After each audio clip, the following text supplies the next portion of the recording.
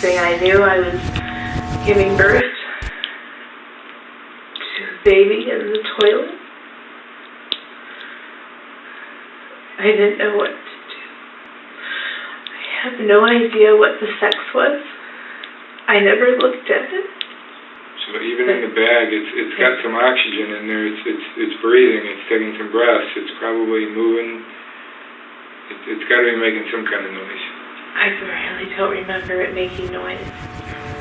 This is Gail Eastwood Richie, 49 years old, and for 26 years, she went to sleep every night knowing exactly what she had done.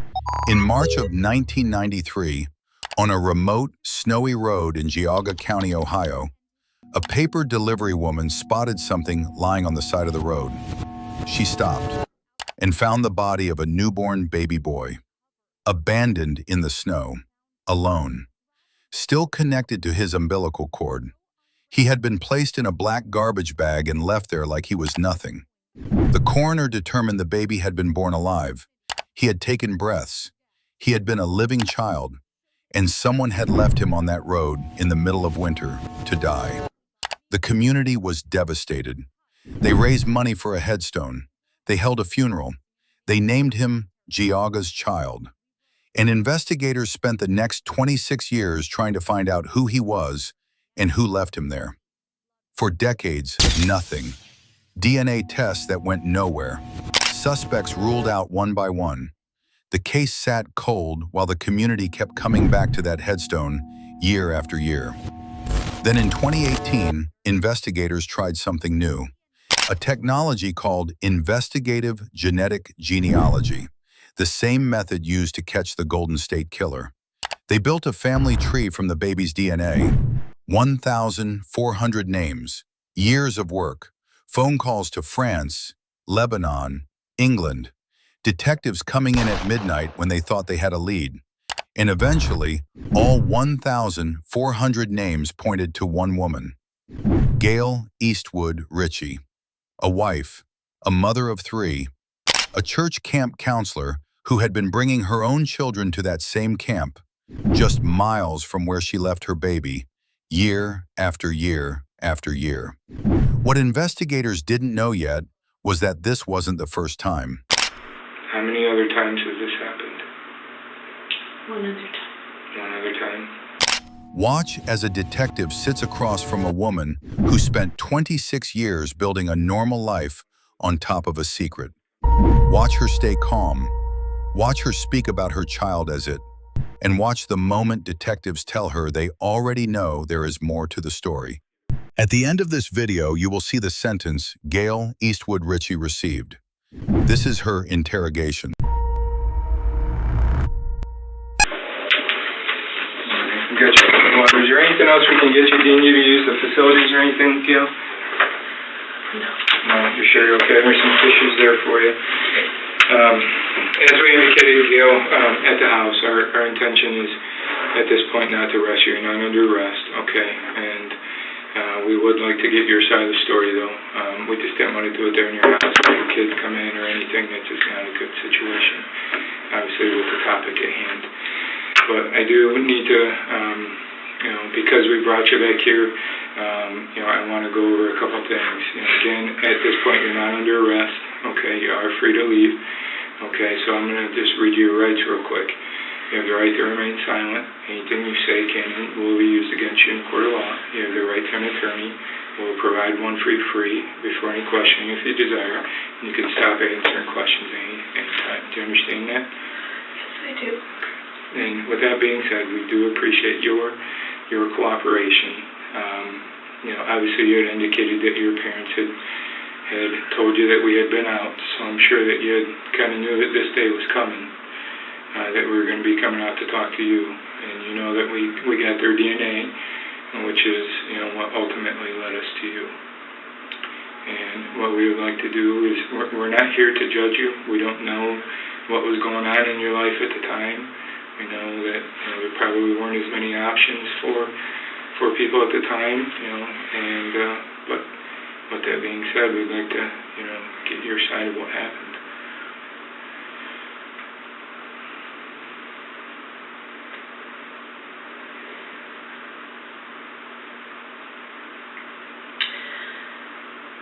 So at that time, my husband and I were dating. Mm-hmm. We were sexually active. Mm-hmm. I did use contraceptives, but apparently one didn't work. Mm-hmm. I did not know I was pregnant at the time. Okay. I still had my menstrual cycles. Some water there for you. And then my menstrual cycles ended up stopping. Okay. I don't know how long they were. If you need to know that, I don't know. But at some point during the pregnancy, they stopped. Yes, it stopped. Do you know about when that would have been? I don't. In relation, I mean, was it wintertime, or was it, I mean, is there anything you could kind of put to it that would tell you as to about when those menstrual cycles stopped? I want to say about 3 months before the baby was actually born. Okay. And I honestly do not remember the date or the day when the baby was born. I do know it was in winter.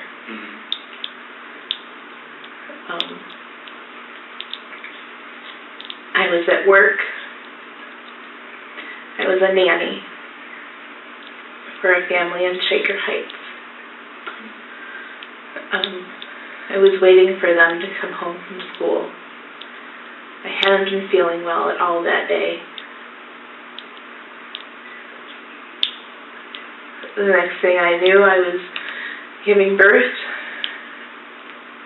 to a baby in the toilet. I didn't know what to do. Listen to how she describes this moment. No emotions. Not, I was terrified. Just, the next thing I knew. As if it happened to someone else. As if she was a bystander watching events unfold, rather than a woman giving birth to a living child in a stranger's bathroom. In the next few minutes, she will describe placing that child in a garbage bag, cleaning the bathroom so the children she was nannying wouldn't notice anything when they came home from school, and putting the bag in the trunk of her car. All of it described in the same flat, quiet voice, as if she is reading from a grocery list.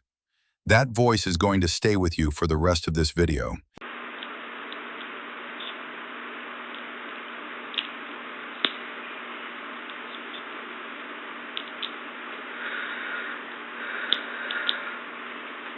The kids hadn't gotten home from school yet. Okay.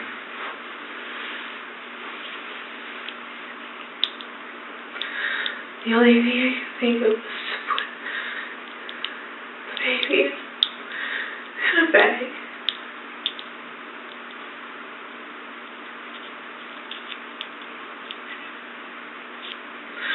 I have no idea what the sex was. I never looked at it.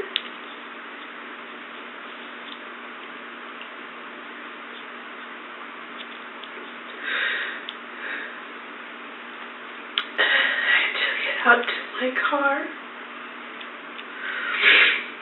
placed it in the trunk.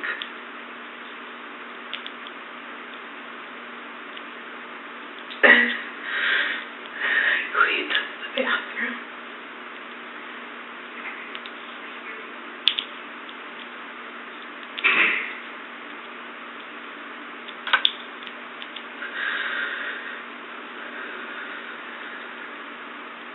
Was the baby still in a bag at that time? Or did you put it in something else? It was in a bag. Like a garbage bag? Mm-hmm. Okay. Yep.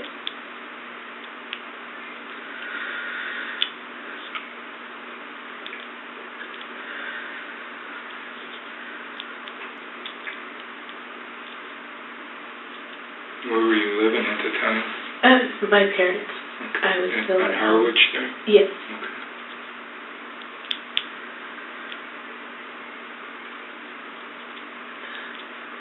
I wasn't sure what to do. no one knew.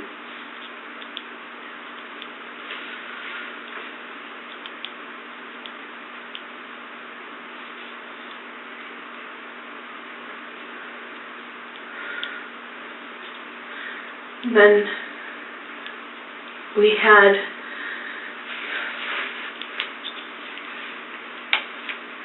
and I don't know the time frame from when to when, but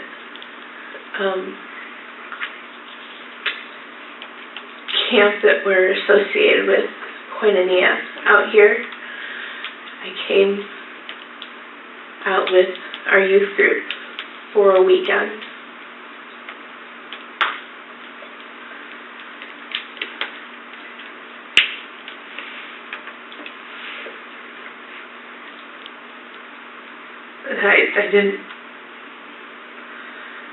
I got in my car.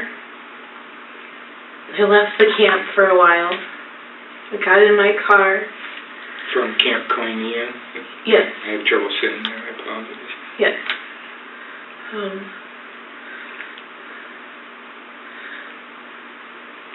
I got in my car and just drove. I don't know where I ended up. And I just ended up stopping on a road. I don't know which road. And I took the bag out of the trunk. And I laid it in the woods. I didn't know what to do.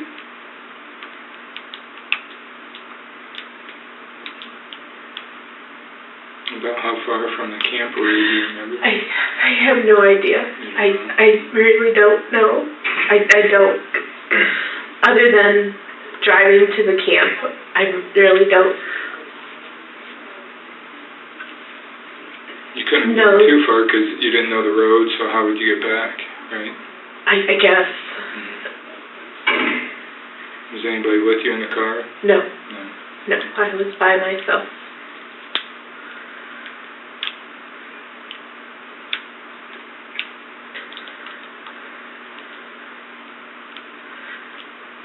About how far off the road do you remember you went? Like with the bag, like how far from the roadway you would have went? Or was there anything specific by there? Nothing specific, no. Nothing that stands out to you or anything? No.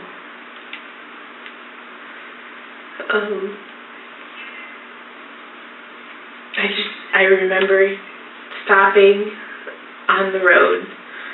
There was a lot of snow. I do remember a lot of snow. And I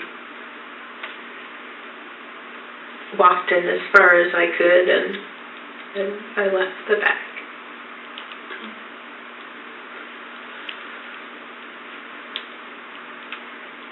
Did you ever follow or read any stories or anything, in the news or see any news clipping, stories or anything like that about anything? I did not. No. I did not know the baby was found.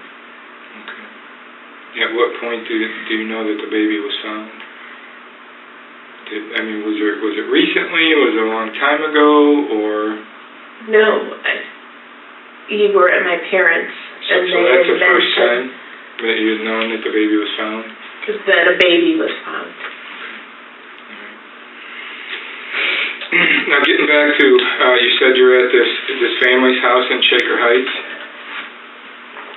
when the baby was born, right? Yes. Okay. Do you remember their name or where they lived at? I do. Okay. What was their name? I'd rather not. And why is that? Just so Well, you gotta understand, Gail, we need to kind of verify some things, and I'm not trying to give you a hard time, but, obviously what you've told us, that we need to go back and try to verify some of those things. It's been a long time, so, and you said it was during the week, correct? Because the kids weren't home from school yet? That is correct. All right, so you were kind of a nanny in the afternoon? I was a nanny all day. All day, okay. But you said some of the kids went to school?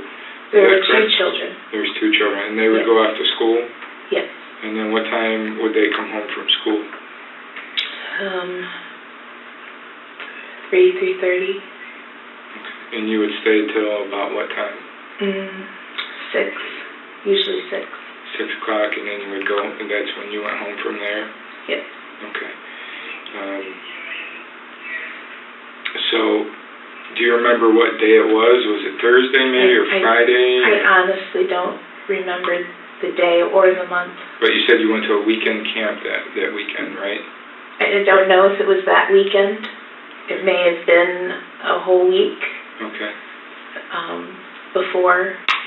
I don't remember. So you don't remember if the baby was in your trunk for like a week or just a couple of days? It could have been. It could have been as long as a week? She just told detectives that her newborn baby may have been in the trunk of her car for up to a week. She drove to work. She nannied other people's children. She had conversations. She went about her life. And in the trunk of her car, in a black garbage bag, was a baby she had given birth to and never looked at, for up to 7 days, until she found a convenient moment to drive to the church camp and leave him in the woods. This detail alone tells you everything about how Gail Eastwood Richie processed what she had done. She didn't process it at all. She just kept going. Possibly, yes. Okay. And you said that you were in the bathroom of the home? Yes. When the baby was born, but nobody else was home at the time? No. No? You were by yourself? Yes. Okay. Obviously there would have been, the afterbirth and the umbilical cord. How were you able to, cut the umbilical cord? I didn't. You didn't cut the umbilical cord? No. No? Okay. I did not. So you left just basically everything attached to the baby? I did. The afterbirth, everything was still attached to the baby? Yes. Okay. And obviously, you know that the baby was born alive. I don't remember. I don't recall it ever crying. Okay. But it's not like it was stillborn or anything. I mean, the coroner's report shows that it actually was breathing. Okay. So, at some point, there had to be something kind of that you heard or saw. I mean, the baby had to be moving or... It's possible. I don't remember. Mm-hmm. I remember picking it up and placing it in the bag. Did it actually fall into the toilet when you gave birth? Yes. So everything just kind of fell into the toilet? Yes. Okay, not onto the floor or anything like that? No. Okay, so the baby was actually in the toilet? Yes. Okay. And then where did you get the bag from and all that kind of stuff? I believe it was under the kitchen sink. Under the kitchen sink, so just a normal trash bag? Yes. Do you remember what color it was or anything? So it could be clear, white, black? I believe it was black. Okay, so like a dark colored trash bag? Yes. And everything was still attached to the baby when you... Yes. When you put it into the bag, was it still moving or anything? I don't recall it moving. You don't recall? No. Okay. You said you were able to clean the bathroom up prior to the kids you were nannying returning home? Yes. Okay. And did you, after you put the baby into that bag, did you immediately take it out to the car, or was there some time lapse while you were cleaning? I probably cleaned and then took it out. Okay. I don't remember what. I understand it's been 26 years, Gail. I don't even remember what year it was born. Okay. But it'd be safe to say it was some time between when the kids would have left for school and when they returned from school. Yes. When did you marry your husband? 94. So it was prior to that, correct? Yes. Okay. When did you move into the house that you currently September of 93. Okay, and was it prior to that this baby was born? Yes. Because you were still living at home, correct? Yes. And did you move right in with Mark into that home? Yes. In September of '93? Yes. And you're positive it was before that? Yes. Okay. Were you at that camp at all, during those couple of years, or were you and Mark involved in that camp or anything during that time frame? Oh, you said you went to a weekend camp, right? Right. With Okay. I believe I chaperoned some of our youth group from our church. Was Mark there as well? No. No. So Mark, was he ever involved with the camp out there? Yes. He was? Okay. At that age or later on in life, or? Well, he went as a camper. Mm-hmm. He didn't go he was never a counselor. So he would have went when he was younger then, correct? Mm-hmm. What age do they basically age out of being a camper? Seniors. Seniors in high school. So once you graduate high school, you're no longer an attendee. You can choose to be a counselor. Right. Okay. Right. So, but when you graduate high school, you can still kind of go that summer, correct? Yes. All right. So, and then after that, you're kind of aged out, if you will. Yes. And then you can come back as a counselor or something like that. Yes. Okay.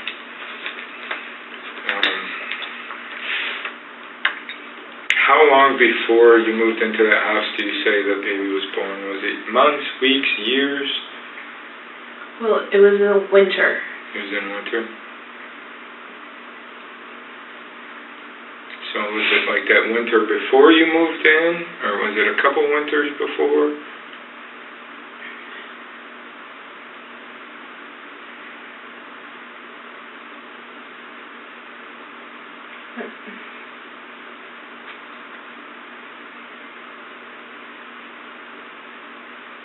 It may have been January of that year. I don't. But you think it was that year in '93 when you moved into the house? I don't remember what year it was. Okay. But it was cold and snowy. I guess it could have been at the end of '92, maybe December of '92, but the kids would have been home for Christmas break, so it must have been January of '93. January of '93, somewhere around there, that the baby was actually born. Yes. Okay. Were you active sexually with anybody else besides Mark prior to that? I was not. No. So you're confident that Mark is the father? Mark's father, yes. Okay. Now, getting back to the how the baby was born and placed in the bag, I did not cut it. Okay. Well, how did that umbilical cord get cut then? I don't know. I didn't cut it. You didn't cut it? No. And you're positive of that? I am. I mean, obviously, we're talking about 26 years, so there's, as you said, some things that you're not real. Yes, I sure. understand. But there's no possible way that you cut that umbilical cord. I'm almost certain I didn't. Is it possible, or are you positive that you didn't cut that umbilical cord?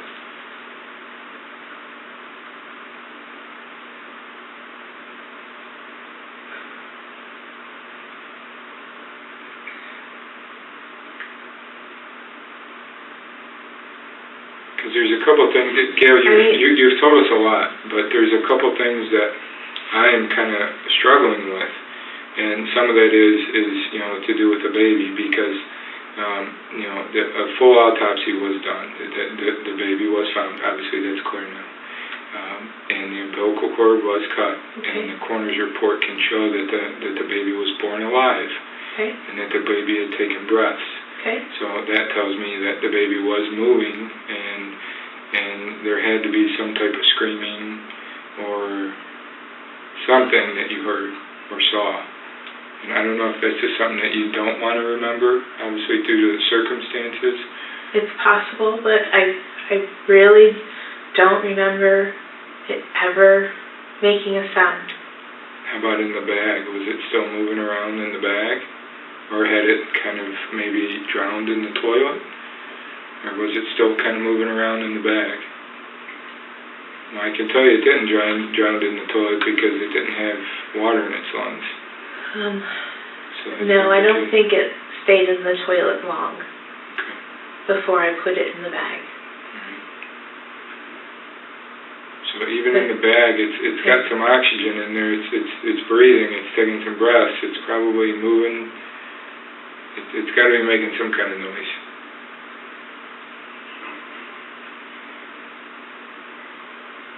I really don't remember it making noise.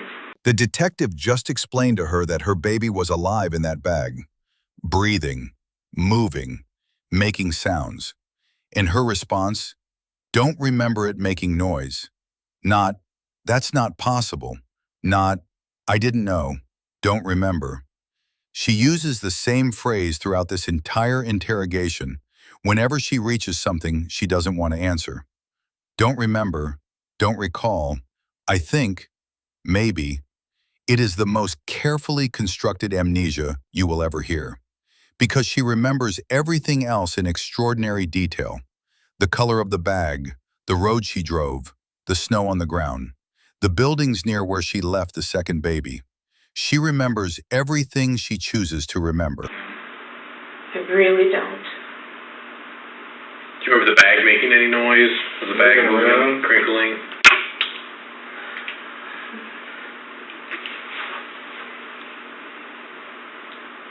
Not that I'm aware of. I suppose it could have been when I put it in the car. Mm-hmm.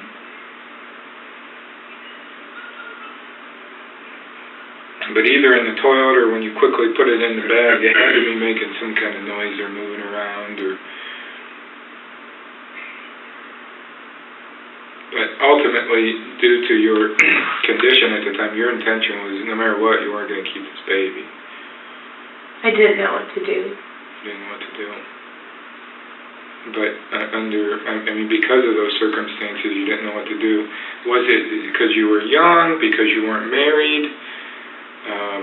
You were afraid to tell your parents? I understand you're Baptist. I was definitely afraid to tell my parents. My father was very adamant about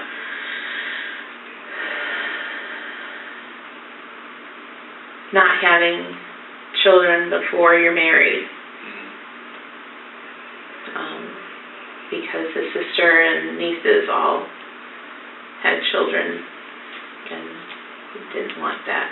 I can understand that. Stereotype.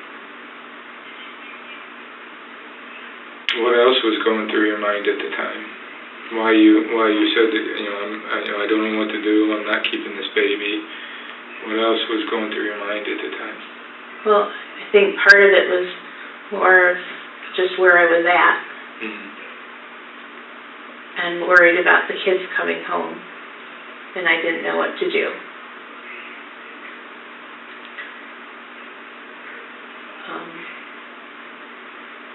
But you had known for some time that you were pregnant, at least a couple months when you're mentioning, and you're afraid to tell your parents that you were pregnant. So you had known for some time that you were pregnant. Yes. So, at least for a couple months, correct? Can we say that? You said initially you didn't know you were pregnant, you were still having your menstrual cycles, and that does happen. I think because of that, I didn't know how far along I was.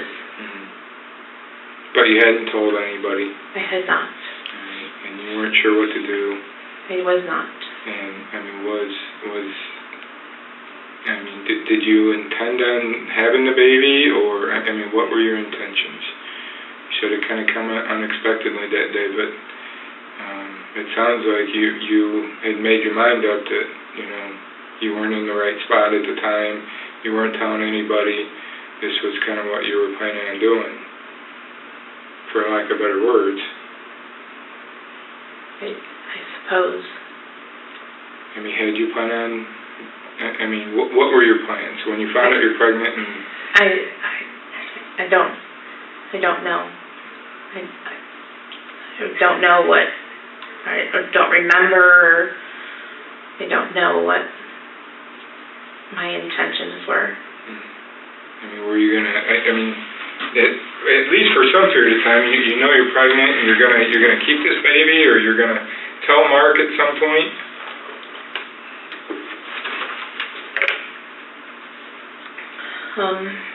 Or you're just gonna get rid of it and act like it never happened? I'm not sure. I've never been good with confrontation.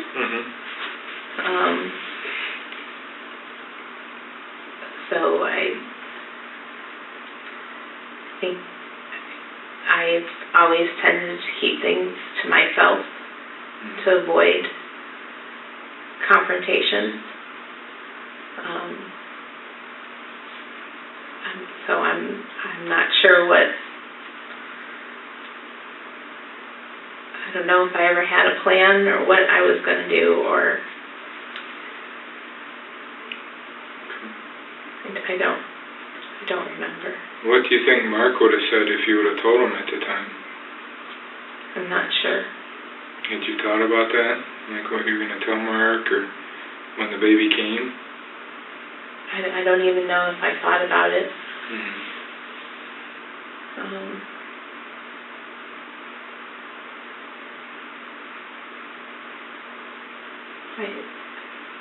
don't know. I don't know if I was going to tell him, or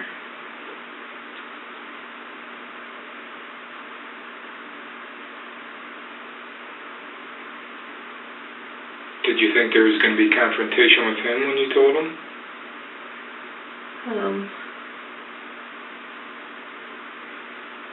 Not in a bad way, but I've always had trouble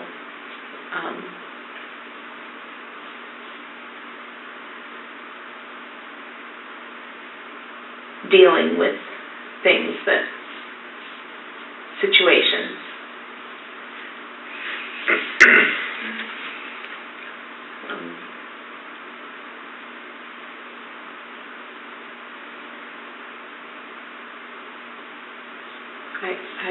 I don't know. How long had you and Mark been dating when this happened?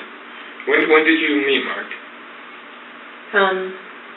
We went to church together, so I'd known him most of high school. And then, I'm going to say, I liked him when I was 16. I do remember that. And then we separated for a while. And then I want to say when I was 17, we kind of hooked back up again. You guys have been dating ever since, pretty much? Dating or married since 17? And when were you born? 1970. Alright, so 87-ish you guys met? You were still in high school, right? I was, yes. And he was out of high school? Yes. Okay. So you had been dating for a couple years? Yes. At that point? Yes. And obviously later that year you moved in together, and the following year you got married, right? 93. You moved in together, and then you got married in 94. Yes. Okay. So how do you think he would have taken it at the time?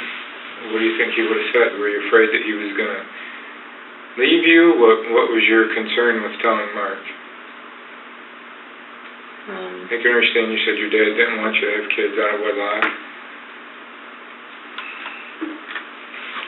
It was probably, yes, I was probably afraid that he would leave. I didn't want nothing to do with us. And what makes you think that about Mark? You had obviously known him for quite some time. That is true.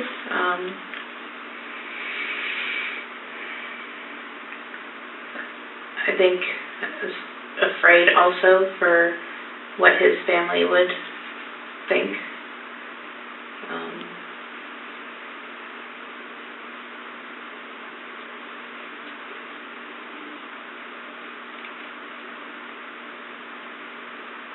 So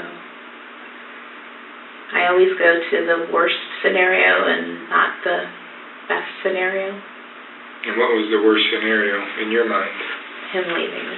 Him leaving you. That was the worst scenario. And you didn't want him to leave you.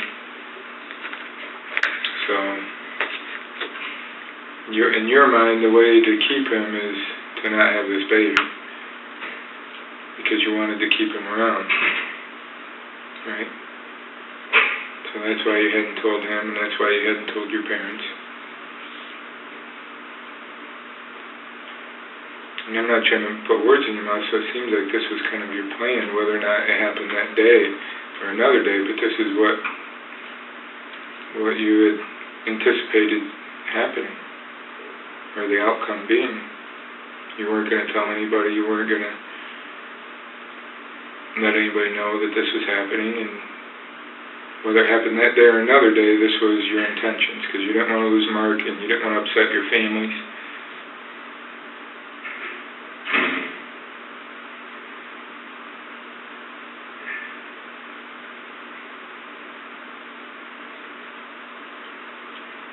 So I don't want to put, was that your intention? It would appear that way.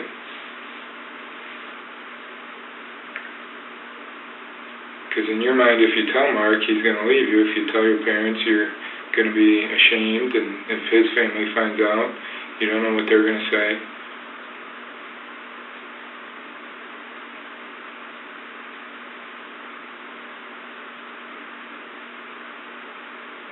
And we're not here to judge you, Gail. But if that was your intention, then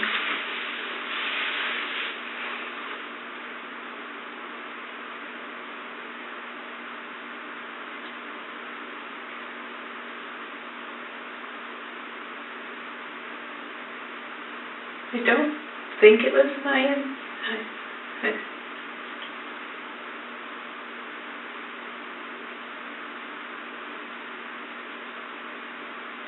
Had you seen a doctor at all? No. No. Had you been to a doctor prior to that? No. No? You didn't go to a regular doctor? You didn't have like a family doctor that you saw if you got sick or anything like that? Mm-mm. No, once we were older, the pediatrician, my parents didn't, make us go to a doctor. You didn't have like an annual physical or No. anything like that? Did you play any sports in high school? No. No? You didn't do any kind of extracurriculars where you were required to? No. When's the last time you saw a doctor prior to the baby being born? What'd you say? Oh, I was maybe 15 or 16. You were 15 or 16 was the last time you went to the doctor? Yeah. So what would happen if you got sick, like a cold or you got the flu? Where would you go? We didn't go anywhere. You didn't go anywhere. If you needed antibiotics or anything like that, strep throat, ear infections? No, I don't recall going. Did your family have health care insurance? I don't know. You don't remember? No, I don't even know if my mother has health care now. Mm-hmm. I don't know if we had health care then. So you hadn't been to the doctor, even when you found out that you were pregnant, you had never been to a doctor or anything like that? Did you think about seeing a doctor? No. Was it something that came up in your mind, like maybe I should see a doctor? Obviously for a couple months you knew you were pregnant. Right. I didn't. No, I didn't know who to go see, or who to contact. So for basically the last 26 years, you've just kind of kept this bottled up inside?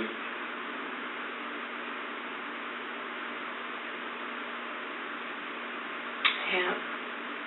Is there anybody that you've confided in or knew that you were pregnant? Or? I have not. And nobody knew that you were pregnant? Nobody knew I was pregnant. You've never told anybody about it? I never told anyone about it. How about Mark? How do you think he's going to deal with finding out what happened? I'm not sure. What do you think he's going to say about it? Not sure. How do you think he should go about finding out? Well, I'm hoping that I can tell him. Okay. And what would you say to him?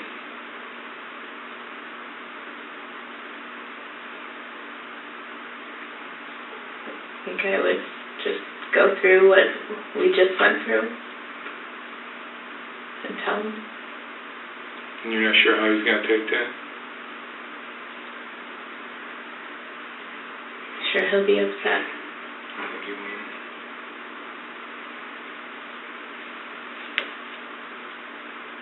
Do you think he deserved any decision back then? Or any right to know and be a part of that decision that you made for the two of you?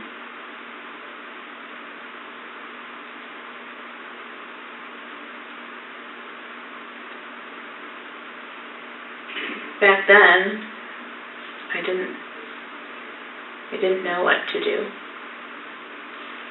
Today, it's a whole different. I understand that you may have made a different choice knowing what you know now, but do you think that it doesn't really answer the question? Do you think that he deserved the right to have a choice in that decision that you made for the two of you? Yes.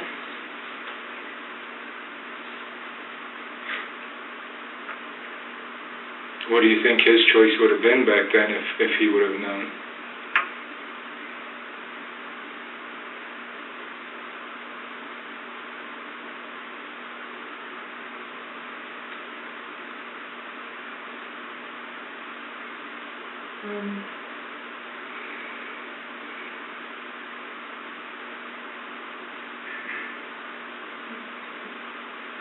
May have been accepting of it.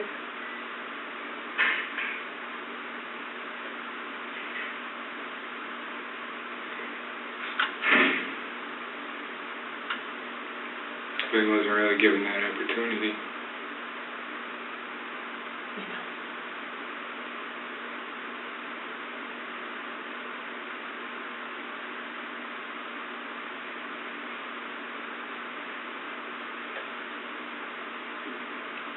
Is it because he would have wanted you to keep it?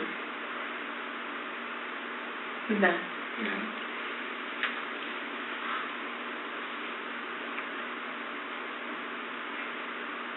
So you think he would have wanted you to keep it? Probably.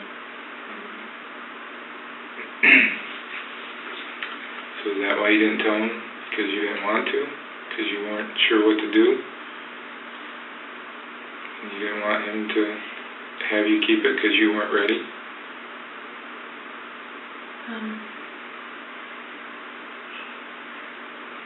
That kind of makes sense why you wouldn't tell him. I don't think it makes a whole lot of sense that he wouldn't stick with you because he married you, you bought a house together, you had kids together. So I think his intentions were that, but I don't think you were ready for a child at that time. And he was obviously a little bit older, so maybe I he was more scared. About being a mom? No. No, I worked with children. I was okay with having children. I think I was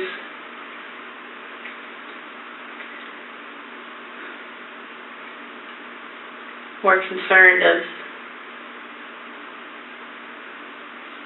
his loving me. It's always been in the back of my mind. So do you think he would have loved the child better or more? And No. you wanted his attention? No.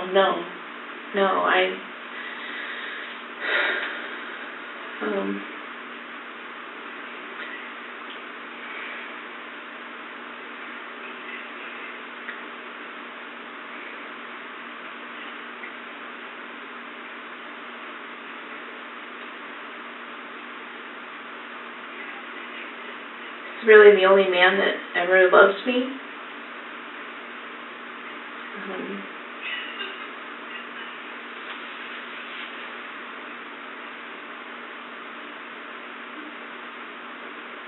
And I wasn't sure if we'd get married. I was always afraid of losing him.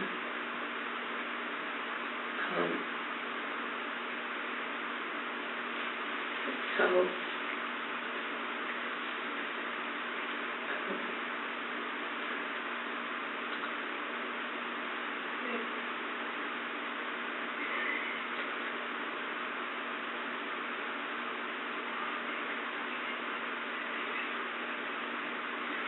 I didn't want to lose him. And I think back then, my thought must have been that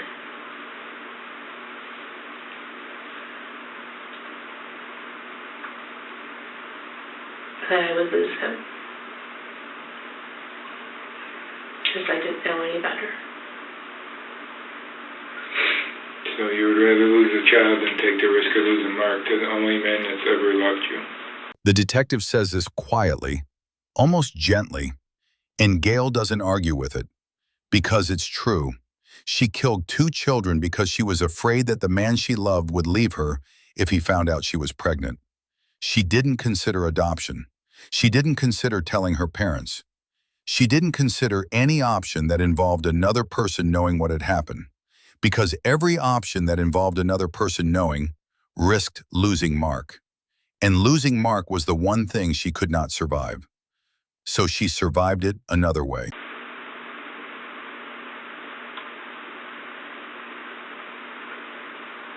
So that was your thought process at the time?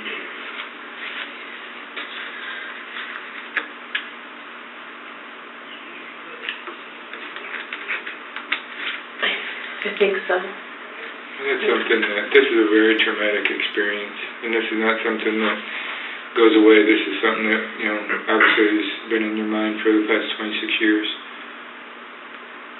I can't imagine a day has gone by that you haven't thought about it.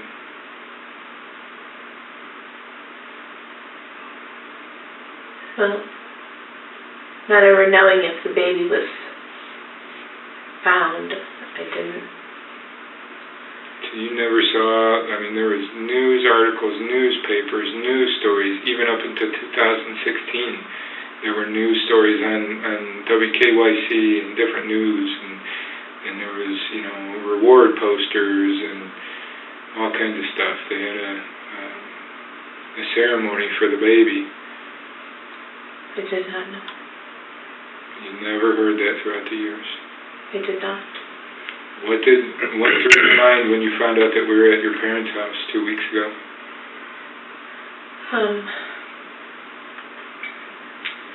So my dad called me. So I was at home. And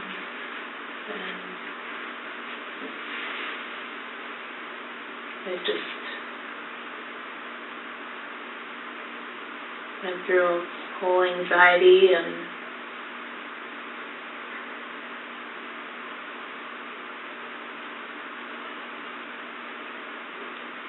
couldn't breathe.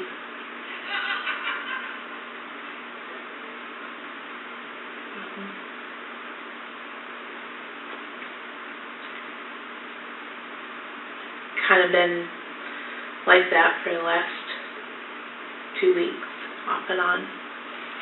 Having anxiety attacks? I wouldn't call them attacks, just hypertension, I guess. Thinking about what was going to happen.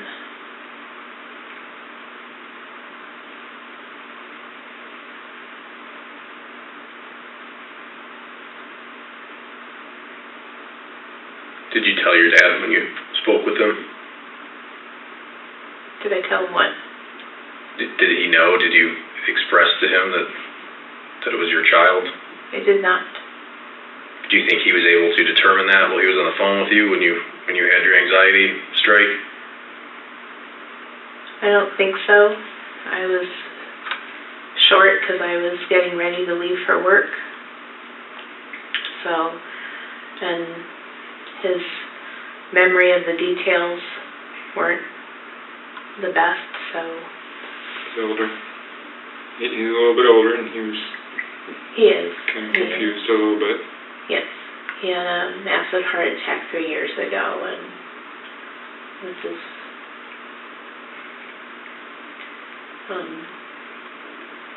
so I just kind of let him ramble on like he does, and I told him that I had to go because I had to leave for work.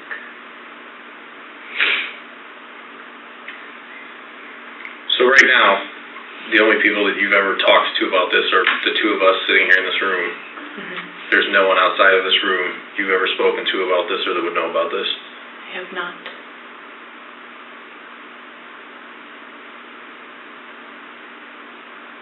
The house that you said you gave birth at, Oh, yeah. where was that located at? Shaker Heights. Shaker Heights? Woodbury Woodbury Road. Woodbury Road. What was the name of the owners, the last name of the owners? Cantor McNulty family. Cantor McNulty family. How long had you worked for them when this occurred?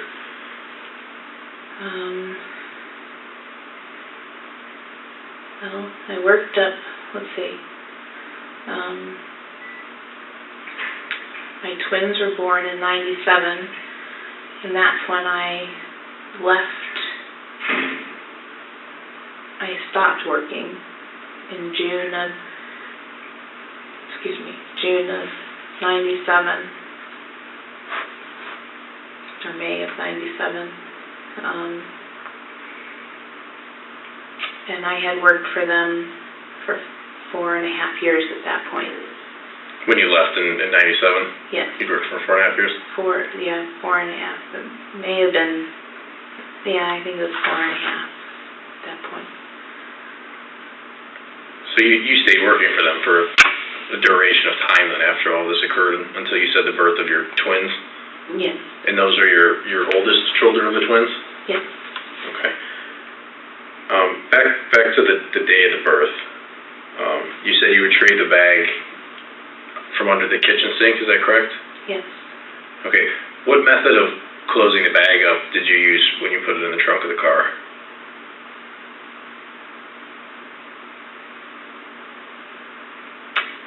I think I just tied it in a knot. Just tied it shut? Mm-hmm. And it was a plastic, and you said black plastic trash type bag, is that correct? Yes. Okay. And then you said you can't recall if it was in the trunk for a week, if it was a week had gone by prior to when you went to the youth retreat, or just a few days? That's correct. Okay. I don't remember the time frame at all.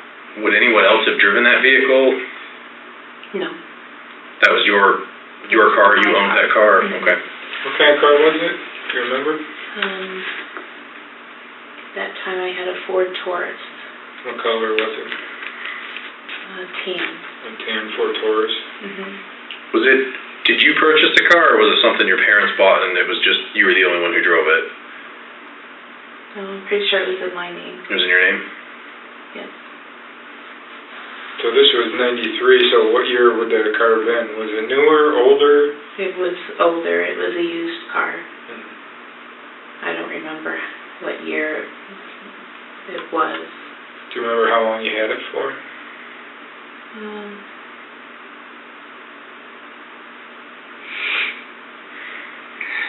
you still have it when your twins were born? Oh, no. No. No.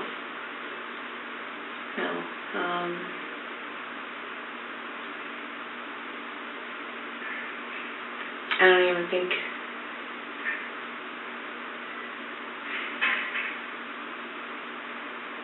I don't even know if I can remember if I had it when we were married. It wasn't a very good car. No. It was older? It was. What year did you get married? 94, October 1st. October of 94? And you said you moved in, what, September? September 93? 93. And that's to the house that you currently live in now?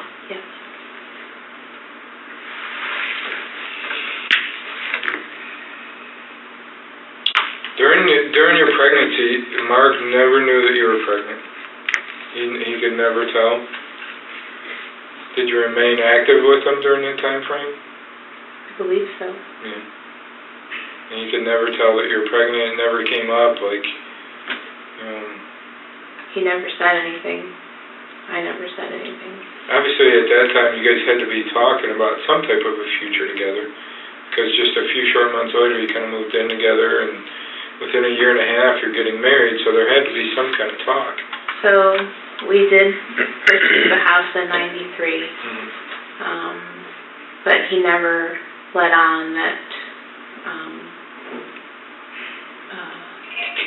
that he was gonna. I had no idea that he was gonna propose to me in December of '93. So it wasn't even something that you guys had talked about having a future and kids, and never came up in conversation. It just kind of came up out of the blue. Right. I mean, we had talked about it, but he was, because of purchasing the house, just felt like it wasn't time that he could purchase a ring or anything like that. Financially, he was kind of strapped. Yes, he felt strapped.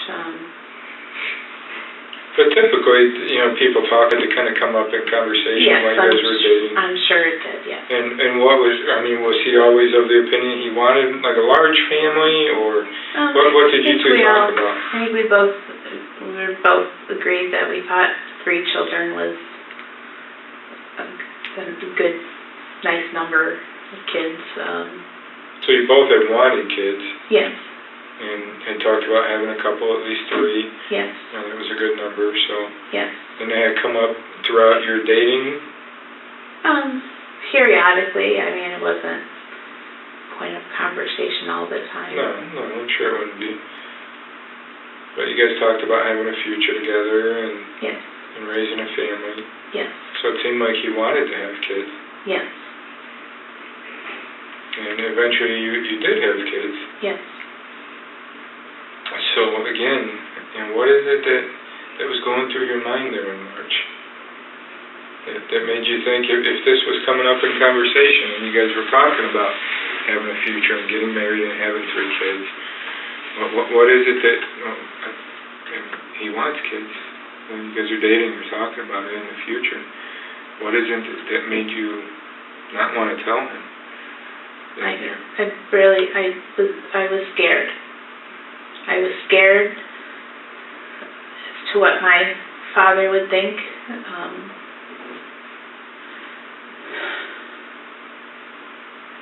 And I think I was scared just because we weren't married, and but you knew you wanted kids eventually. Yes. So I did know that, yes. Yes. You told us earlier, too, that you think, had you told him at the time, that he would have wanted you to keep the child. It's possible, yes. But I don't think that was what was going through my head.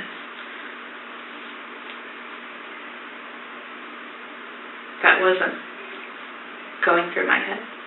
I understand you say you're scared, but I just don't quite understand what you're afraid of. Other than, I understand your parents knowing that you're pregnant out of wedlock.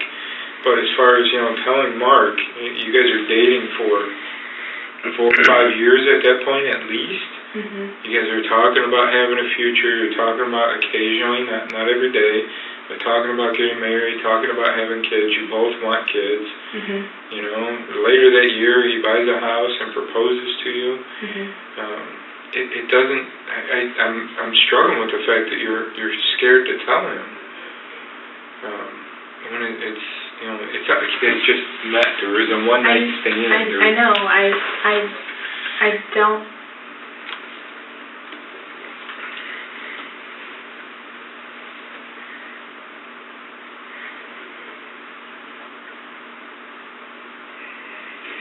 It seems like there's more, and you're giving us a lot, but there's just something else that was going through your mind at that time, and I don't know what it is. If again, I don't want to put words in your mouth. If you just weren't ready at the time, or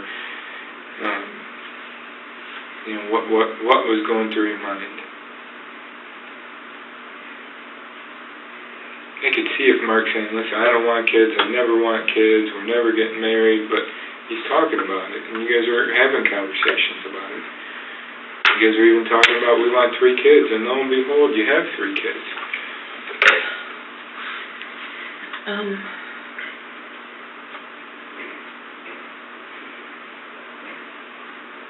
And very shortly after, you're moving in, you're getting engaged, you're within a year and a half, you're married and living together.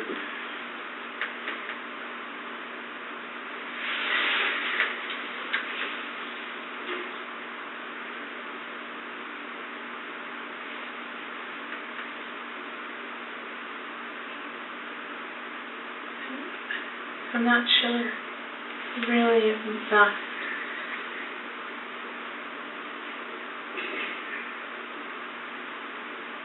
Other than I was afraid of losing him because of it. But again, he's talking about that, but then he wants to have kids. I understand. I would think most women would think opposite, that it was a way to keep him.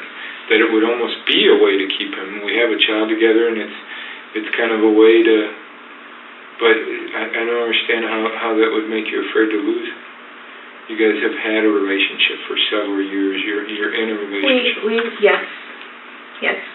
We were in a relationship.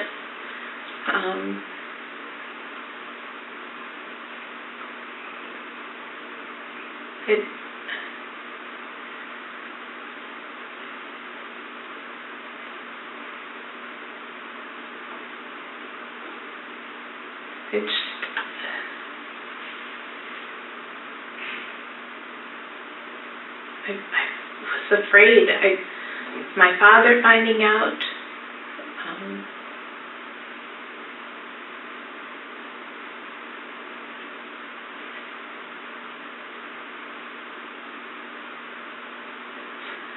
That's all I can think of. I was afraid of losing him.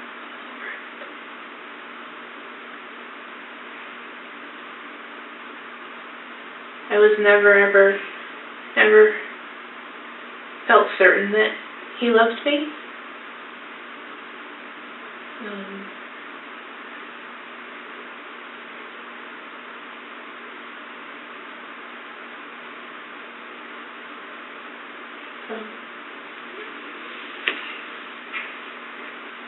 I can understand it. Never the prettiest girl. I wasn't skinny. I wasn't the smartest girl.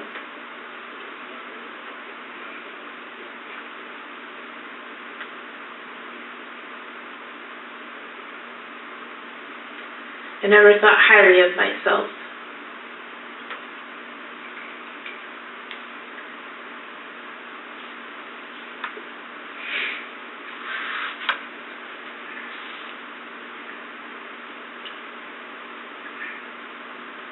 Was there a concern that it could be somebody else's? No. No.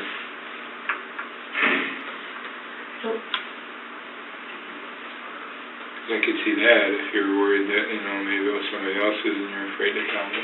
Not at all. I just really struggle with that, Gail, seeing that, just in a few months you guys are moving in and getting married. Well, we weren't even looking at houses. I understand that, but again, it had to be coming up in conversation, and even if it's just occasionally. So you guys are building a relationship, have been together.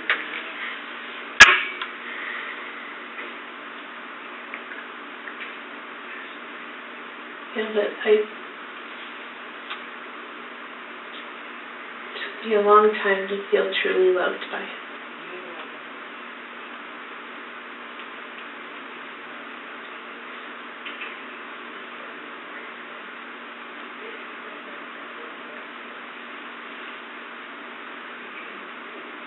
So again, was it that maybe that would divert some of that love from you to the baby?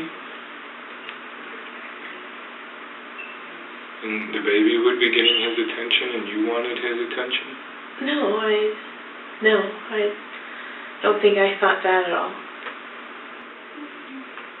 Why don't you take a little break, step out. Do you need to use the ladies' room or anything? If it's not too much trouble. Oh, absolutely. No, I'll take it out of order. It's just right across the hall here. You make it right here. Hey, use the one across from Michael Ford's office instead. Okay.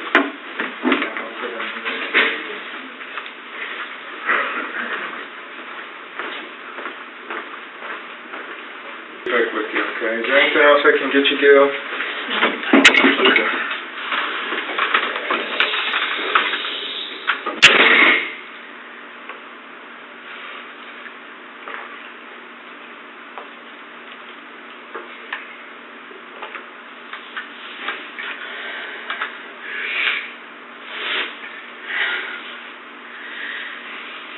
Water, is there something you need? Okay.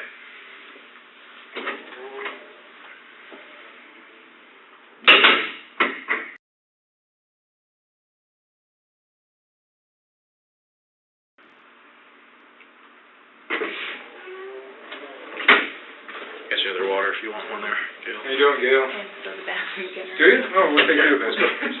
Sorry. No, don't be sorry. It's been a little while. Give it to water. We'll go back to anything on there.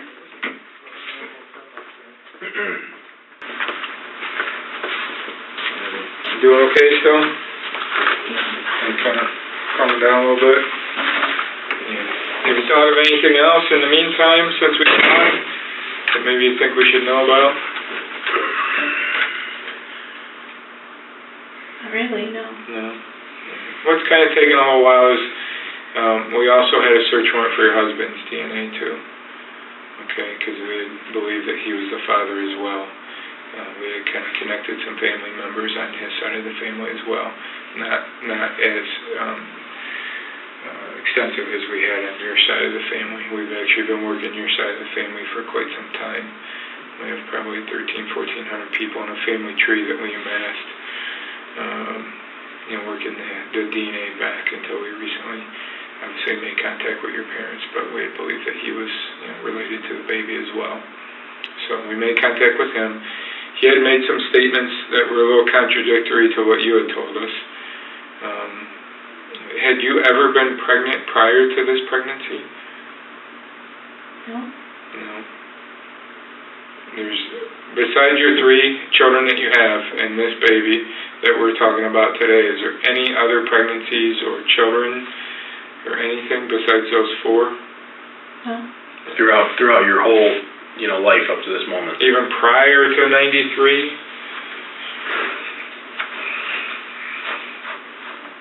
No. Because your husband had indicated that he was aware that you were pregnant at some point, and that you told him that you were going to a doctor, and that you had told him that you were pregnant. We have other investigators that were out with us today, and they're actually speaking with your husband right now and have been for quite some time.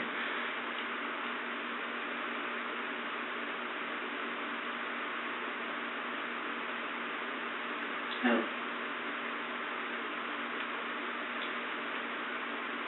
Never told him I was pregnant. That I was going to a doctor. He's pretty adamant that he did know. He wasn't sure of the time frame. He said it could have been around 92, 93. It might have been a little bit, a couple years prior. But he wasn't sure, but he was in fact aware, and you were telling him you were going to a doctor's office on a regular basis and seeing a doctor. And that he knew that you two were having a child.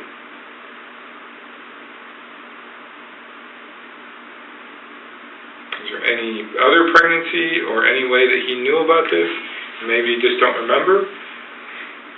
We're talking about a long time ago. If he knew, he never told me he knew. Well, he said that you guys had talked about it, and you had told him that you were going to see a doctor.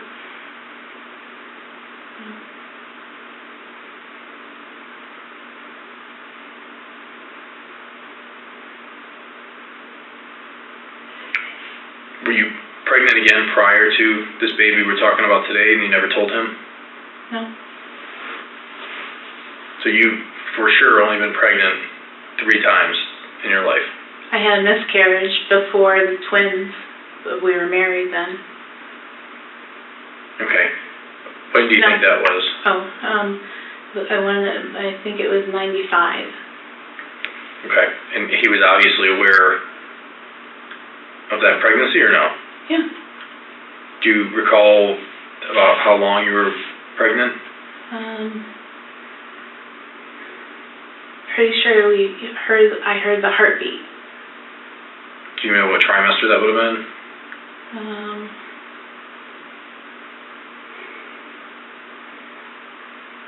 It was 95.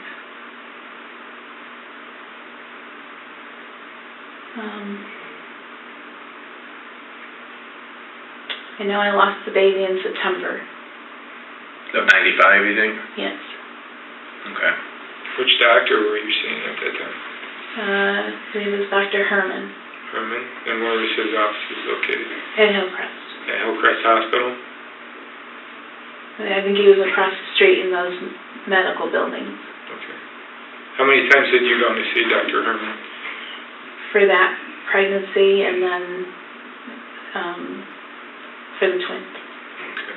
But how many times did you see him for that pregnancy specifically? The first one? Mm-hmm. The one that you had that you lost? The miscarriage? Yes.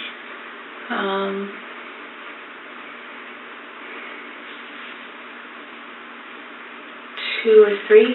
2 or 3 appointments you had with him? Yeah. And was he aware that you had the miscarriage? Yes. That Dr. Herman was? Yes, I was at Hillcrest when he had the miscarriage. You were in the hospital when it happened? Yes. So that one is documented? I believe so, yes. Well, if you're in the hospital, it should be. Okay. Yeah. And that was 95-ish. You said September of 95? Yes. But you weren't sure how long you were, how far along you were?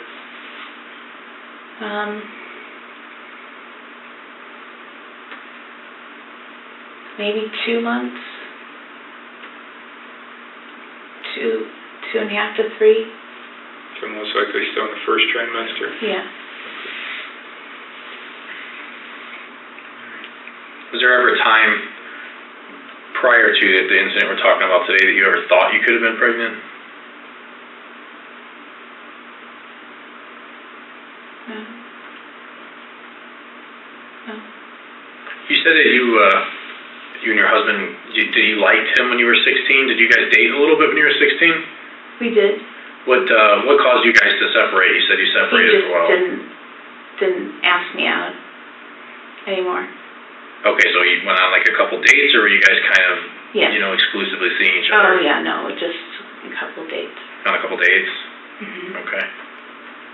You guys have like an argument or a disagreement over something specific?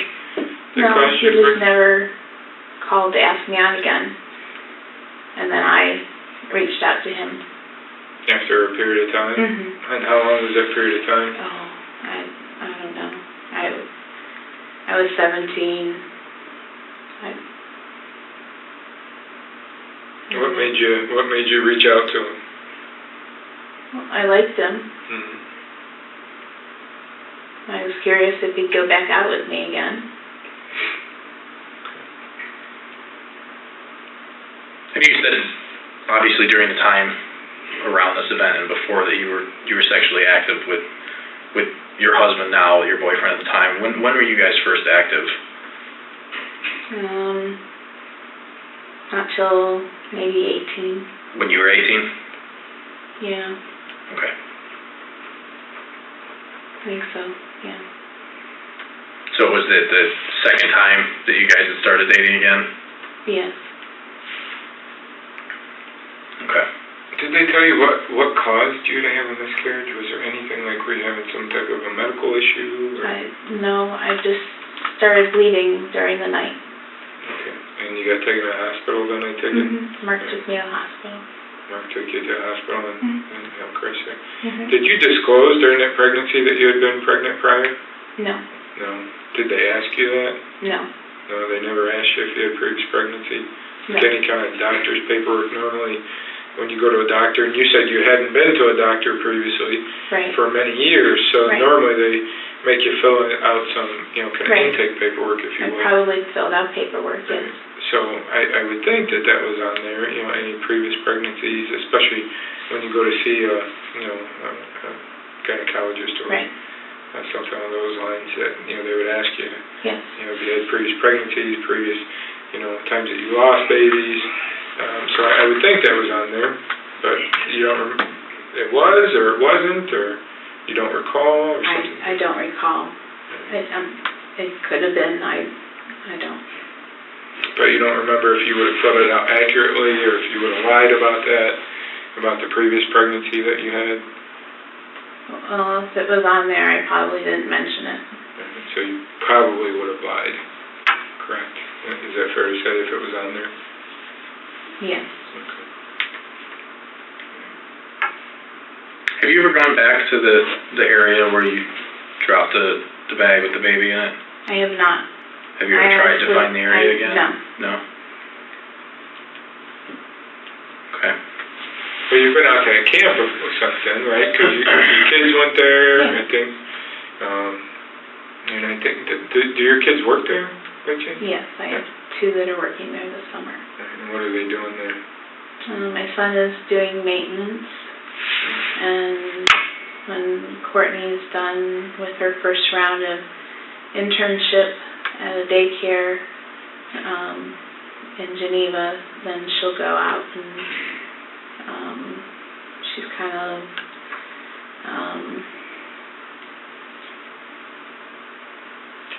program manager, I guess is a good way to explain it. And you've been out to the camp since this incident, correct? Yeah.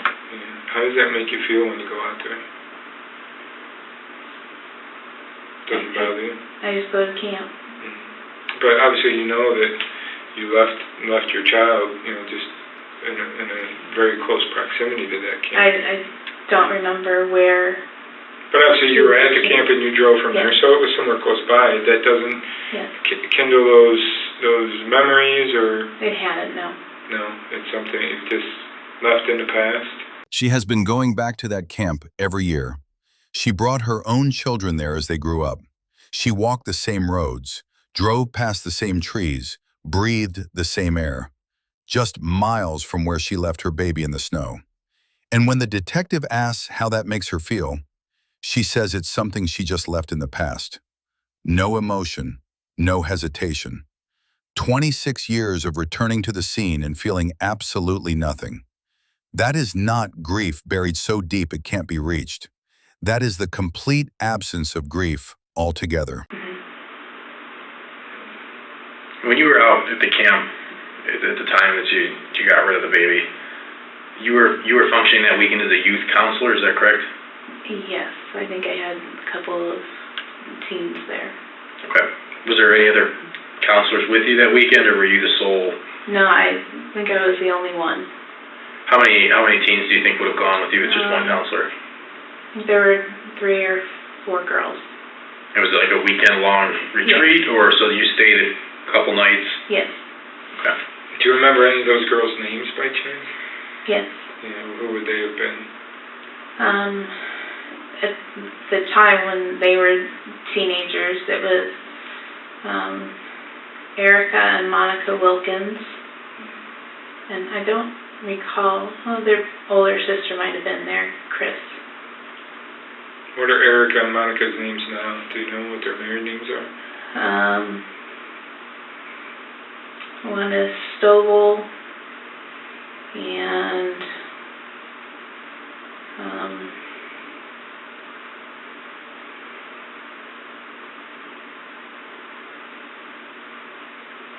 I'm drawing a blank on Monica's. How old would they have been? You said they were teenagers? Maybe 16, 17. It's cold, like wintertime. Was there any kind of a special purpose for this It camp? was probably a winter retreat. A winter retreat, so it would have been like spring break maybe, or? No. No, just a weekend getaway? Right. Okay. And you said it doesn't bother you to go out to that camp at all? Well, it hadn't. Did you ever wonder what happened, or think about, I wonder what happened? Or? I think I did for a while after. But then I never heard anything, so I think I had 3 kids that I was raising and involved with. You said you were obviously still with your husband during the pregnancy. You stayed together, and you said he was not aware of it. What measures did you take to hide that pregnancy? You said you were still intimately involved with him. How were you able to keep him from knowing you were pregnant? Well, like I said, I was always heavy set. So I don't recall really showing or like women do. Did you gain a lot of weight, do you remember? No, I don't think so. No. I don't. I think I probably stayed about the same as I always was. I was always over 200, 230 in weight. You know, every woman's different in different pregnancies. Sometimes you gain weight, sometimes you don't, and you know, so every time it could be different. Did you take any other steps to try to hide it from Mark? No. No. Because obviously you don't want him to know. Right. But you didn't have to do anything else to keep it from him? He just... I don't think so.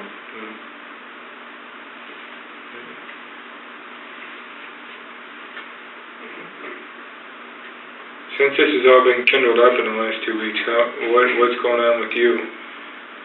What is this? What are you feeling right now?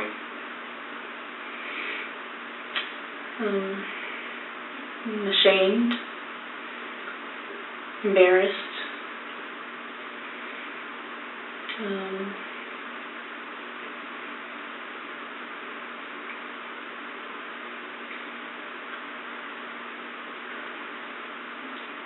I thought about taking a bunch of pills today. When did you think about that today? When you saw us, or earlier before that? No, all day. All day even? I woke up with that feeling. Are you still thinking about that now?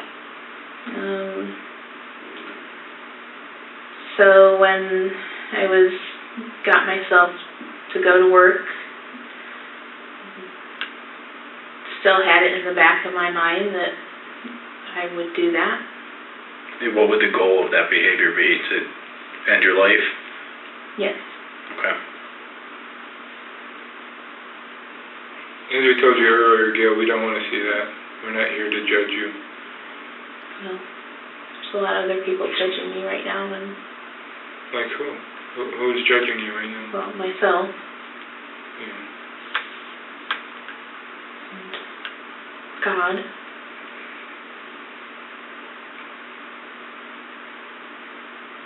And now that my husband knows.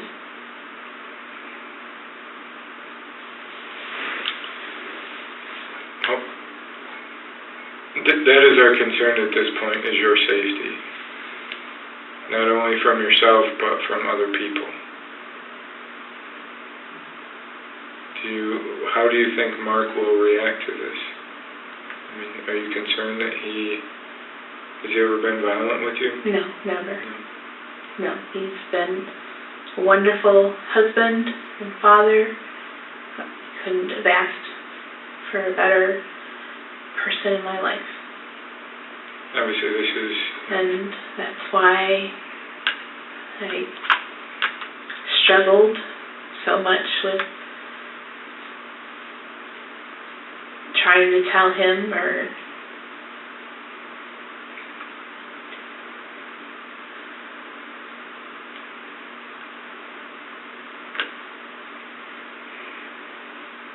What about his family? Are they... Oh, God.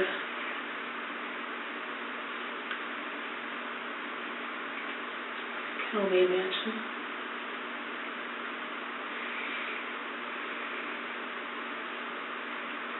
We have a wonderful family. But how do you think they're going to react? Would you be concerned for your safety from their family? Not His my family? safety, no. Mm. No, I think I'll ever be spoken to again. Where do you think the safest place for you would be right now? We're not so sure it would be back with Mark.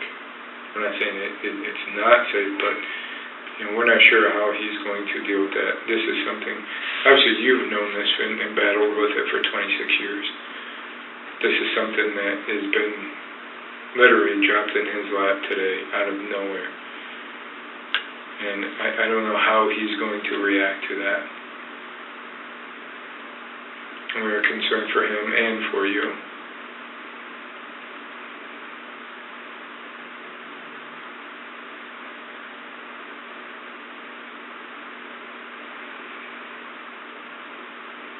We have no intentions of running out of here telling anybody what the crux of our conversation was today. However, you have to understand, over the last 26 years, this was a very big case. And in that regard, I don't know how you didn't know about it. There's been news stories, newspaper articles. Like I said, even as recent as 2016, there was a news story that some of the original investigators did on the news. It was probably a 12-15-minute article that they did on the news. So this is something that was and is something today very big in the community here in Geauga County. There's people that, like we said, donated clothes. They donated the burial expenses. There's a headstone. Yeah, there's a headstone and a memorial. They did a ceremony and did a headstone and memorial. And your child is referred to as Geauga's baby. Because so many members of the community donated different things for your child.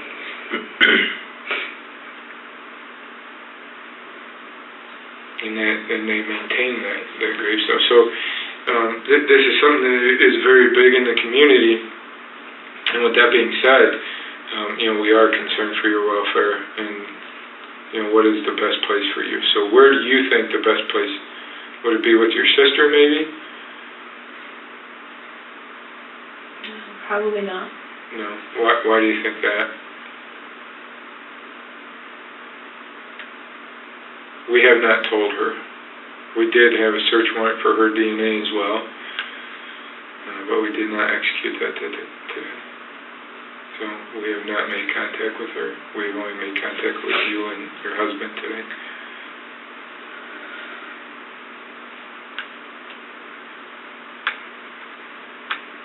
Where do you think you'd be safest, Gail?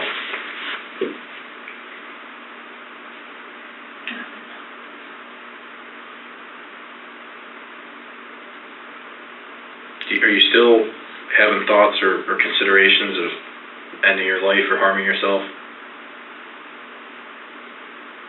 I guess now that it's all out on the table, I guess probably not. Do you feel better that it's all out on the table? In some way, there's got to be some burden left off to you, something that you've kept in for 26 years. Well, it's only been something that I've known. I've dealt with a lot of burdens.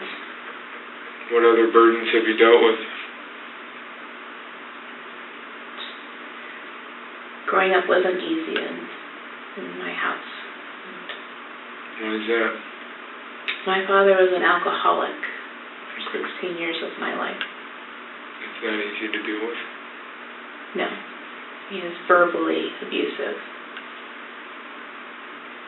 So when I said I never thought highly of myself, that's where that comes from. From dealing with the alcohol.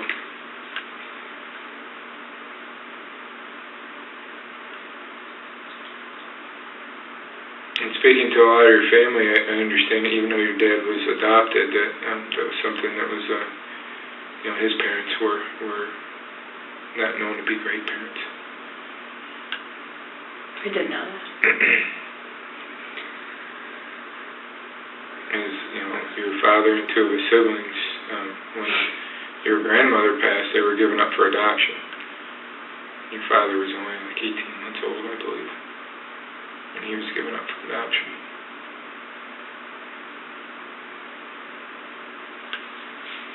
Is there a place that you can be safe tonight, or that you would feel safe? I don't know. You don't know. Am I allowed to see Mark? I don't know how that's going to go. We have to check on that. Yeah. I'm not going to tell you yes or no. Again, we don't know how Mark is taking this. Because we haven't seen him yet. He's not here right now. And obviously, if he's highly agitated, I don't want to expose you to any type of risk of harm. Our concern and our responsibility is your safety at this point. And where is the safest place to be, not only from other people, but from yourself. In talking to you, you've already had thoughts of harming yourself. Today, I'm going to venture to guess, was not the first time that you considered taking those pills. It was. It was the first time. Did you consider harming yourself any days prior to today? No. What triggered that today? Just thoughts in my head. What were those thoughts, Kim? Just trying to spare family embarrassment.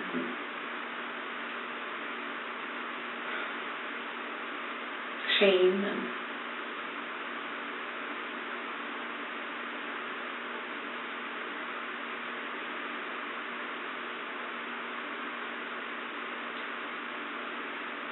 didn't want my kids to see me this way.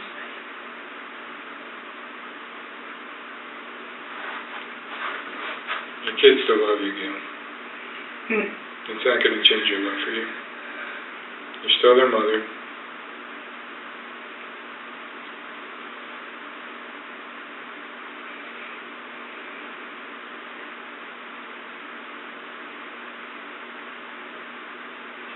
What was it specifically about today that changed, though? Because you've kind of known for probably close to 2 weeks that this day had to be coming. Right. I knew that, what you just said, yeah. And I don't know, I just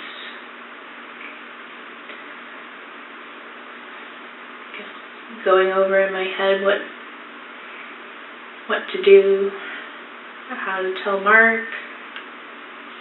Did you try to tell him in the last couple of weeks?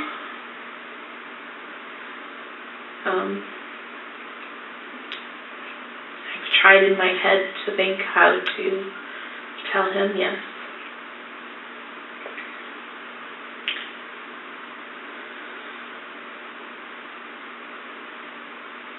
Like I said, I've never been good with confrontation. I've gotten better over the years.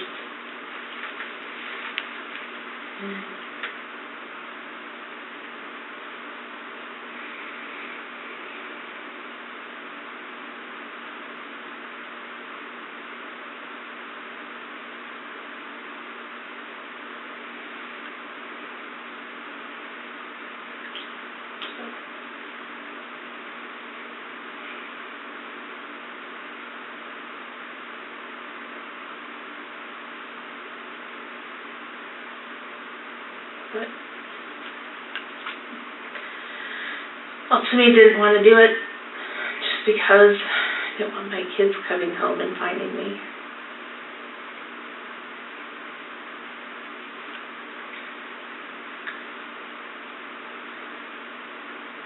You need to think about your kids. Because it's going to harm them even worse. What's done is done, and the mistakes you've made. But to do something like that is only going to hurt them even worse.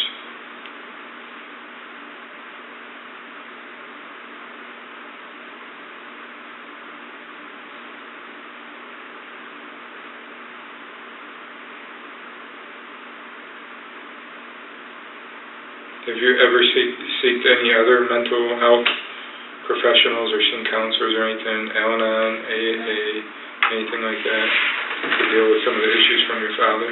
No.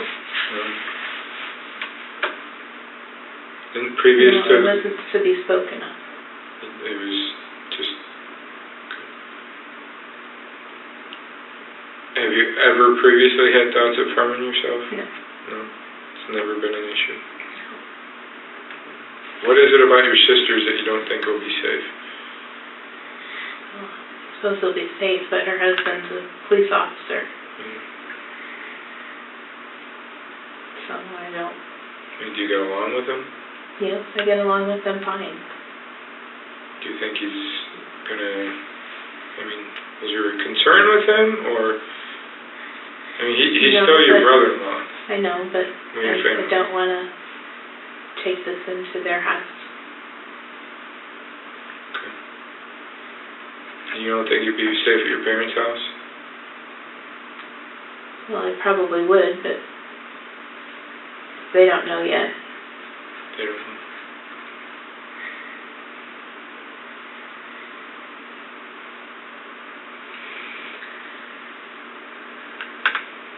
We haven't told them. I don't know if they've put it together. I don't think that they have.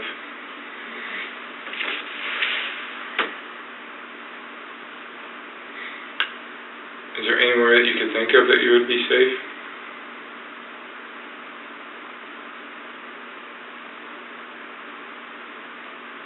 Guess I don't want to take my mess into anyone else's house. Well, as we told you earlier, our intent was not to put you in jail tonight. But we do have a duty for your safety as well.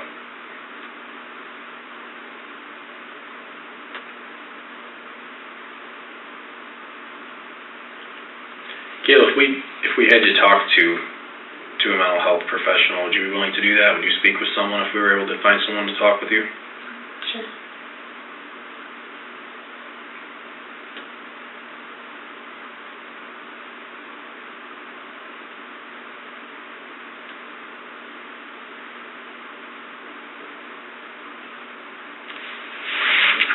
Let's see if we can get something set up.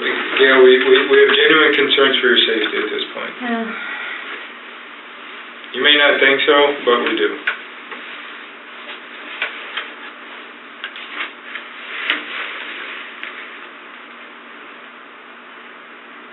So we need to see if we can get something worked out for you. So if there's anything you could think of, I understand that you don't want to bring your issues into somebody else's house, and I respect that. But we also don't know, I mean, your kids don't know, your husband just found out. We don't know how that's going to go.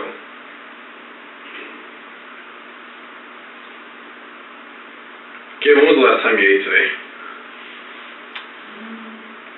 You said before you left Half for an work. hour before I left for work. We'll see if we can Okay, get do you want me to see if I can find you something to eat? Well, we'll see if we can get you something, and then it's your choice if you want to eat it, okay? Okay, give us a little bit of time to find somewhere that we know is going to be able to ensure your safety, okay?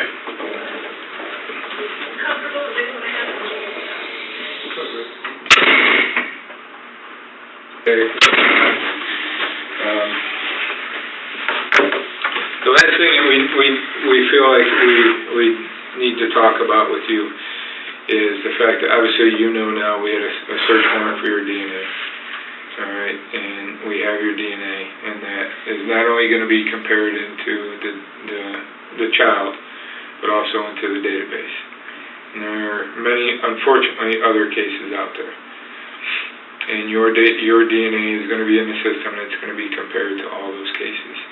And now is the time, if there is anything else, that you need to get it out there. You've come, clean with this, what's happened here. You've told us what's happened. If there is anything else that your DNA is going to link you to, because unfortunately there are other baby cases that happened, and those are still open. And then there's other homicide cases here in Geauga County and in Geauga County and Lake County. And now that we have your DNA, it's going to be compared to all those cases. It's going to be in that system. So if there is any other issues out there that we need to talk about, now is the time to do it. Because I'm not getting warm and fuzzy that this isn't the only time. That there may be some more times. And it's going to be compared to all those other cases, Gail. And the last thing you want to do is say that you came in here and be honest with us, because, part of what happens is, truth in sentencing and showing genuine remorse and coming clean. And if there are other issues, now's the time that we need to talk about them. And I truly believe that you know that there is other issues. And we're here to listen. We're not here to judge you. We're not yelling and screaming.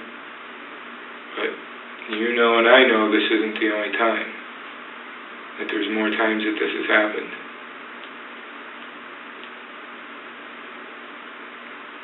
And now is the time that you need to tell us about those, Gail. How many other times has this happened? One other time. One other time? 4 words. The detective has spent hours building to this moment, telling her that her DNA is about to go into a national database, that it will be compared to every unidentified infant case in the country, that now is her last chance to come forward on her own terms. And Gail Eastwood Richie responds with 4 words. One other time. No tears, no breakdown, no, I'm so sorry. Just 4 words that confirm what detectives already suspected. That the woman sitting across from them had done this before. That Geauga's child was not a tragedy, he was a pattern. And when was that?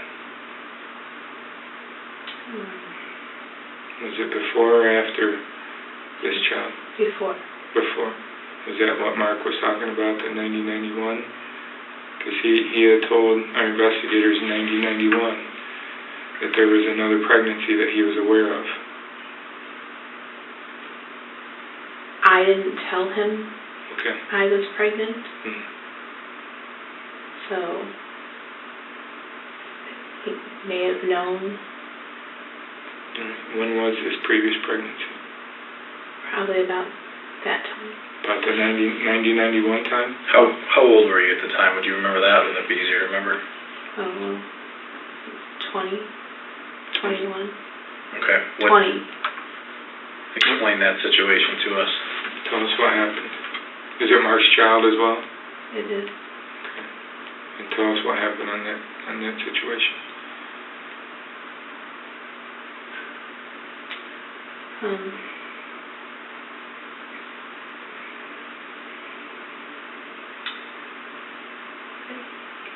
Pretty much the same situation, other than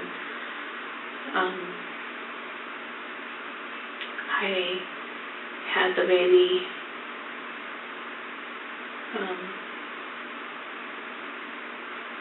at his rental house.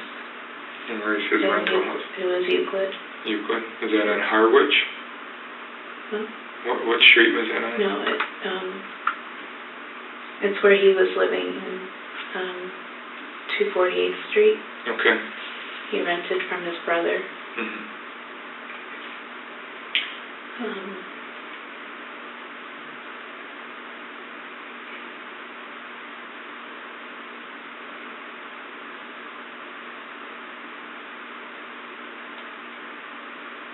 He gave birth to it in the toilet. Is that a boy or a girl? I don't know. You don't know? And I never... You didn't want to know? I never looked. Okay. I don't know. What happened after you gave birth to the child?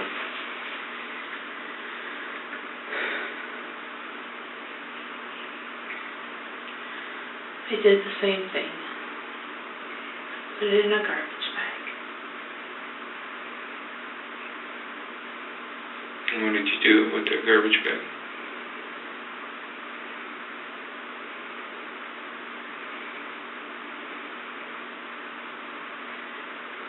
I left it.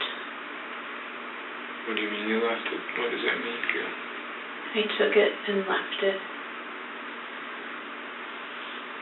over by medical buildings in Euclid. Where did you leave it exactly?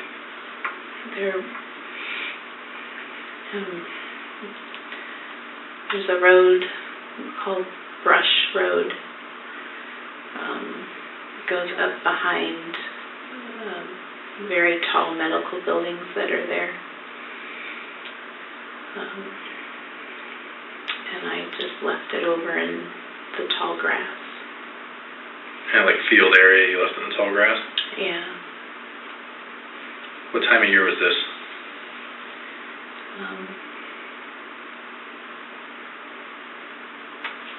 Summer. I think it was summer. Summer, and you think you're 21? What, do you remember what year it would have been?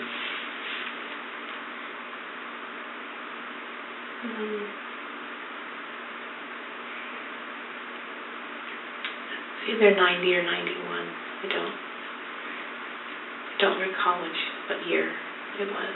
Okay, but it would have been summer of 1991? Yes. And how would Mark have known that you would have been pregnant around then? That's what he's advised our other investigators, that you were pregnant around then, that you would have had a miscarriage. Did you tell him that? I didn't have a miscarriage. I understand that, but Oh. would you have told that to Mark? If he figured out that you were pregnant at that time and you told him you had a miscarriage? Because No. he seems to think that around that time you were pregnant and you told him you had a miscarriage. I don't recall telling him that. What color trash bag did you put the baby in?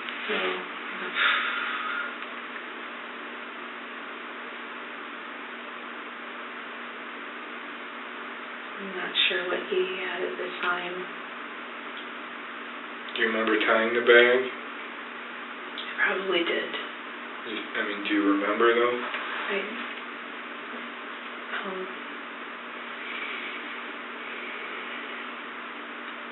Most likely.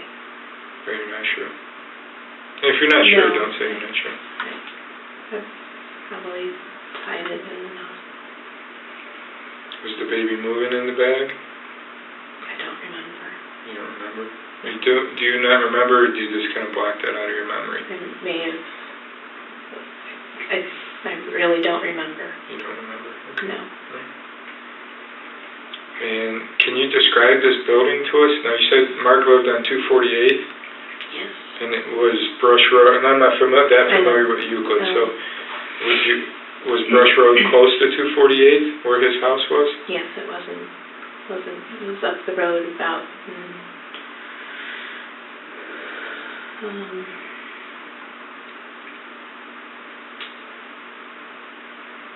half a mile. So would you have gone south or north on 248? Do you know, like towards the lake or away from the lake? Away. Away from the lake. So it was off of Euclid Avenue. Right, so then you had to go 248 to Euclid. Mm-hmm. And which way would you go on Euclid? East. East. And then you would come and to Brush? You have to turn onto Richmond Road. Okay. Which way would you turn onto Richmond? Right. Right. And then Brush is off Off of Richmond? of Richmond. And you're describing turning left onto Brush? Yes. And then which side was the office building on? On the left. On the left. Mm-hmm. Do you think if we took you there, you'd be able to show us the area? Yeah. Do you remember if that baby was ever found? I don't know. You don't know? I never heard. You never heard? No. And this building was on your left. What color was it? I think they're either white or brown. White or There's brown? two large medical buildings side by side. If we gave you a piece of paper, can you kind of draw the area where you left the baby? Let me get a piece of paper real quick. Yeah. Yeah, when you come back, I'll grab an overview.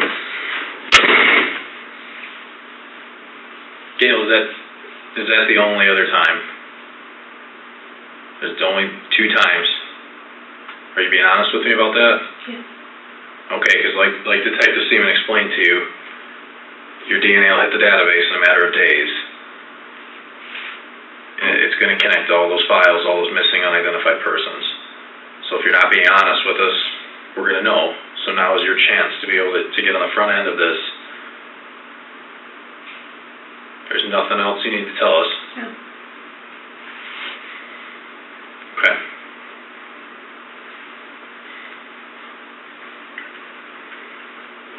Not that I recall. You forgotten another incident? No, I don't think so. Can you kind of draw us how that, like, shows where, like, maybe where Richmond and Brush is? Okay, this is... We're going to get an overview. Okay. Thank you. Oh. I brought you a couple extras. No.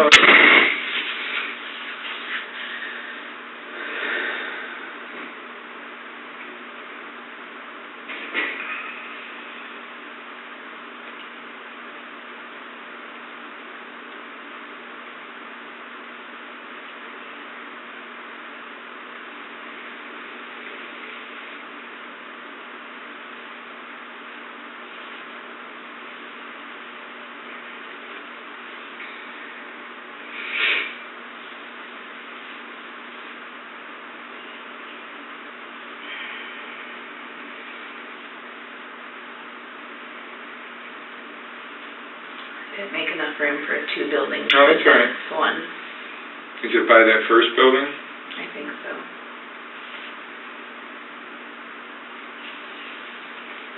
So the baby was here? Yeah, somewhere in that. So this is part of Brush Road, or is this like a driveway for the building? Oh, this is brush, and that's the driveway. All right, so that's a driveway right there, and the building's here, and the other building is like right here? Yes. All right, was there anything over in this field at all? No, just really tall grass. There were houses here. There were houses kind of behind here? Mm-hmm. Right. Was there anything else distinguishable about the area? No, that's what it is. So, and you birthed that child as a full-term baby? I believe so. But it looked full-term? I don't think I even looked at it. Well, you had to have, I mean, you grabbed it, you moved it, you had to have seen it.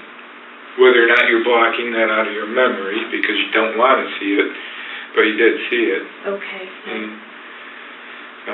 But it was, you believe it was a full-term baby? Not sure. Well, I'm not sure. You went into like normal labor, right? I think so. Right. And that was 90-91. Yeah. And how do you know the difference between that child and the child that we found?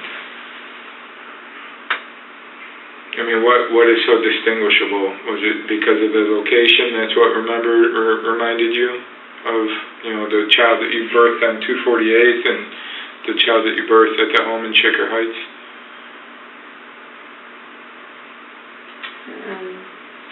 But it's very similar in nature how it happened, right? Yes.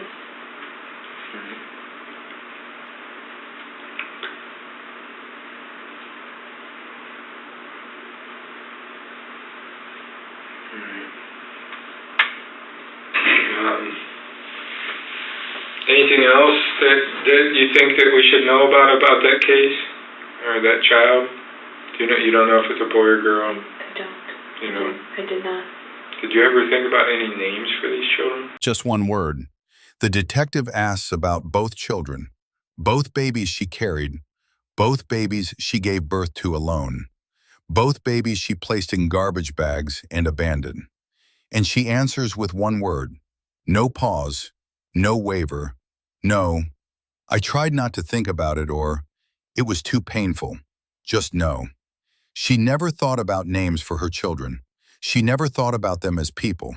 And that single word, more than anything else in this entire interrogation, tells you exactly who Gail Eastwood Richie is. No. No.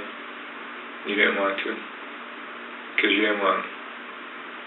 Yes, no. Okay, so that's 2. So, again, your DNA is not going to be, I mean, it's going to tell us, so. I understand. and it's going to link you to that one, and it will link Mark, much as it did in our case. What other ones are there?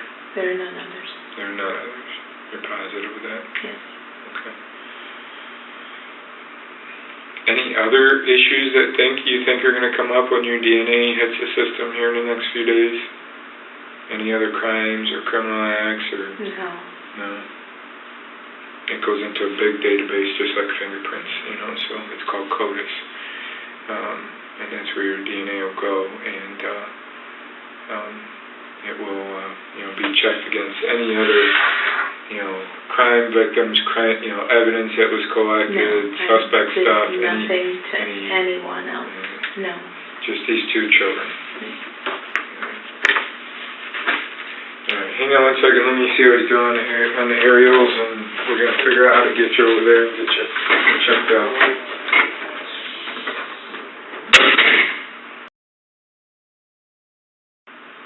So, are these the medical buildings? Yeah, if you would have... In March of 2022, nearly 30 years after a paper delivery woman found a baby boy on a snowy road, Gail Eastwood Richie stood trial for his murder. The defense argued the baby was never born alive. The prosecution had lung tissue proving he had taken breaths.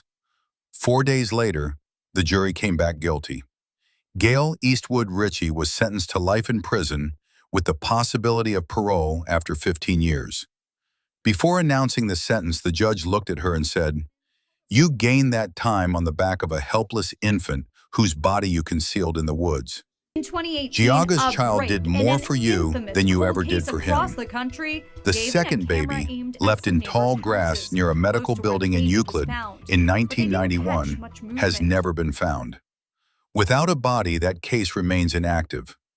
Think about what this woman did. She gave birth to 2 living children, put them in garbage bags, left them alone, and then went home, got married, had 3 children, took those children to the same camp every summer, just miles from where she left her baby in the snow. For 26 years, not a single word to a single person. When detectives asked if she ever thought of names for her children, she said no, without hesitation. Geauga's child has a headstone in Maple Grove Cemetery that strangers paid for. Strangers brought him flowers. Strangers brought him toys on what should have been his first Christmas. He was finally identified. He finally had justice. Just too late.